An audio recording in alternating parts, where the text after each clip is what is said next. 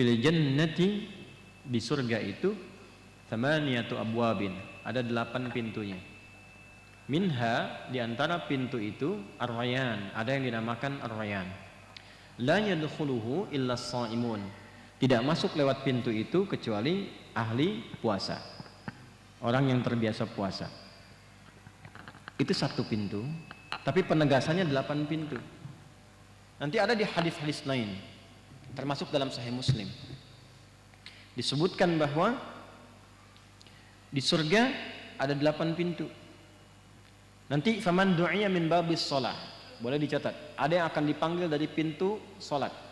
Satu. Jadi kita sudah dapat tadi pintu ar-rayyan ya. Siapa yang masuk lewat pintu itu? Orang puasa. Yang kedua, man du'iya min babis shalah, dari pintu as-shalah, pintu salat. Yang ketiga, man du'iya min babis shadaqah, dipanggil dari pintu sedekah.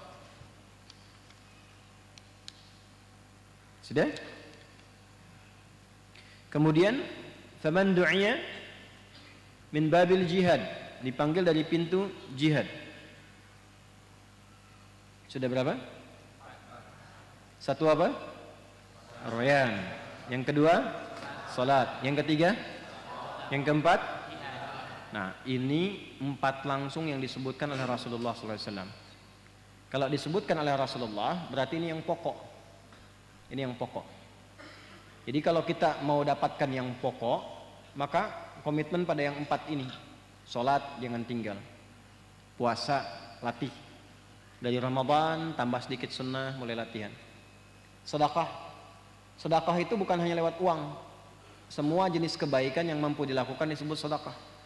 Berbagi makanan, besok Jumat mau bagi-bagi, jangan lihat berapa yang bisa diberikan, yang penting kita ingin mengamalkan hadis Nabi. Gitu. Titipkan, saya cuma punya kurma 10 misalnya, bungkus satu-satu, titipkan pada orang yang pakai nasi kotak, masukin 1. Saya cuma punya air, nggak apa-apa, simpan, masukin tekonya, simpan di situ. Niatkan. Perkara orang minum atau tidak, itu bagaimana Allah menggerakkan dia. Yang penting kita sudah berniat untuk menerjemahkan apa yang Nabi pernah sampaikan, dan di niat itu kita dihisap, pahala udah ada. Jadi begitu sudah bikin ditaruh, pahala sudah turun. Tinggal nanti ikhlas atau tidak, itu yang mengurangi atau menambah pahala. 4 bagian ini. Jihad, jihad itu berjuang dengan sungguh-sungguh. Ya, nanti babnya naik sampai ke puncak tertingginya. Bekerja itu jihad. Kalau diniatkan untuk ibadah. Ibu merawat anak, menjaga suami dalam kebaikan itu jihad. Sepanjang diniatkan untuk ibadah. Ya, anak-anak sekolah itu kalau disekolahkan di tempat yang baik untuk mengenal Allah, itu jihadnya. Pahalanya banyak.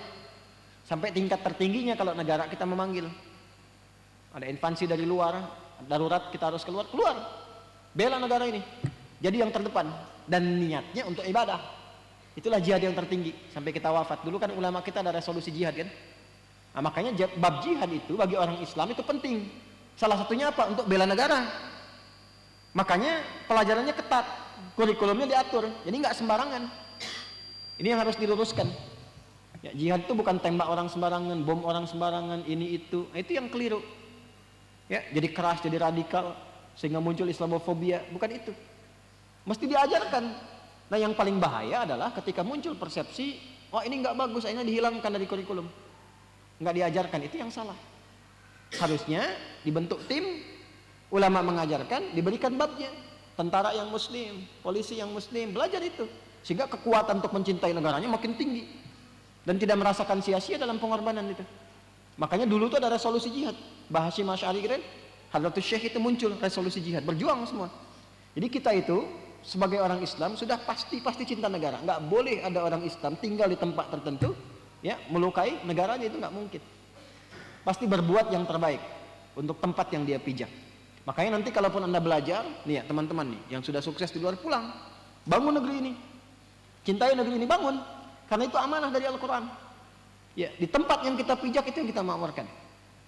Bangun koneksinya satu-satu. Apapun yang Allah amanahkan kepada kita. Ya, jangan dipecah-pecah, tapi disatukan. Makanya nggak boleh saling terpecah belah. Ya, nggak boleh saling menyudutkan, menjelekkan.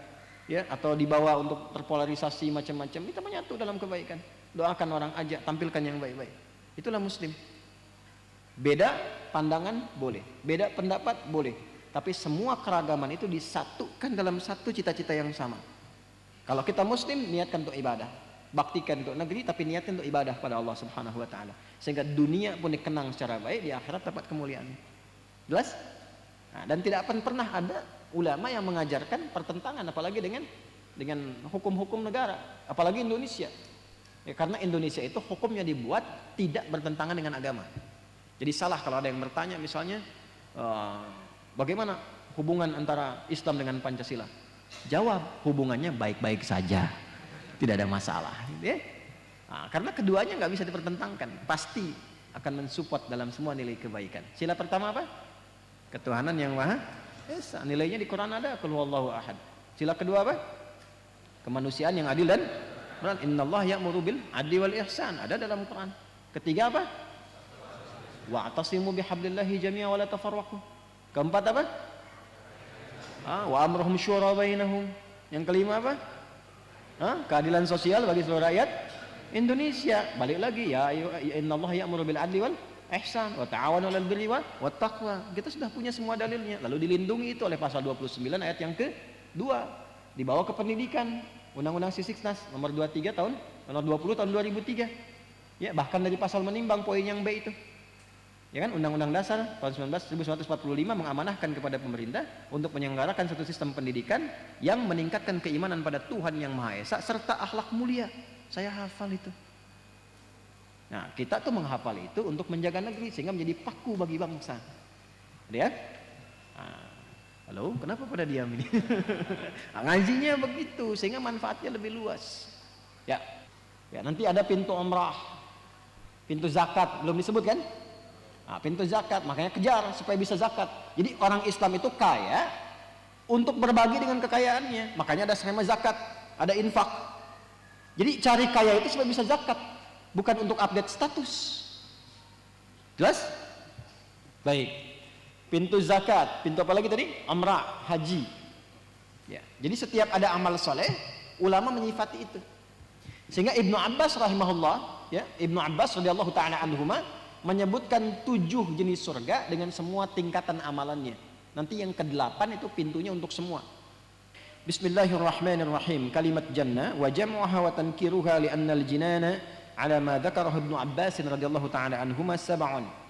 Bahwa jinan bentuk jamak itu ya ataupun jannah, bentuk jamak dari kata jannatun itu ada 7 tingkatannya kata Ibnu Abbas radhiyallahu taala anhuma. 1, jannatul firdaus. Surga Firdaus, boleh ditulis. Yang kedua, Jannatu Aden, surga Aden. Yang ketiga, Jannatun Naim, namanya surga An-Naim. Yang keempat, Darul Khuldi, Darul Khuldi. Yang kelima, Jannatul Ma'wa, Jannatul Ma'wa. Yang keenam, Darus Salam, Darus Salam. Yang ketujuh, Illiyun, Illiyun, Illiyun. Wa fi kulli wahidatin minha maratibu wa darajatun mutafawitah ala hasbi tafawutil a'mal wal i'mal. Dan setiap di surga yang disebutkan tadi ada tingkatan-tingkatan lagi sesuai dengan amalnya masing-masing. Jadi tadi yang disebutkan pintu salat, pintu zakat, pintu puasa, itu pintunya itu ada di setiap surga yang tadi. Jadi di Firdaus itu ada amalannya. Masuk surga Firdaus itu nanti ada urutannya. Karena rajin sholat, sholatnya khusyuk, meninggalkan lagho yang tidak bermanfaat, rajin zakat, pintunya ada. Nah, setiap Firdaus itu punya tingkatan lagi. Jadi ada Firdaus yang tingkat bawah, tingkat menengah, sampai tingkat yang paling tinggi. Itu pintu-pintunya lewat apa? Amal soleh itu. Sekarang pilih dulu, mau masuk surga yang mana dari 7 ini? Yang mau Firdaus angkat tangan. Bagus. Surga Aden angkat tangan. Illiyun, Darus Salam. Kalau bisa angkat tangannya semua. Kan yang ke-8 itu kan pintu ke-8 yang kesemuanya. Jadi ada seorang hamba yang diperkenankan oleh Allah memasuki semua surga itu, bahkan diperebutkan oleh semua pintu surga. Dipanggil namanya dari semua pintu itu. Sampai Abu Bakar radhiyallahu taala anhu berkata, "Ya Rasulullah, adakah yang mendapati panggilan dari semua pintu itu?" "Na'am," kata Nabi. "Ya, dan aku berharap engkau bagian dari itu." Nah, setidaknya ya, paling minimal masuk surga lah gitu kan. Paling minimal. Paling minimal masuk surga.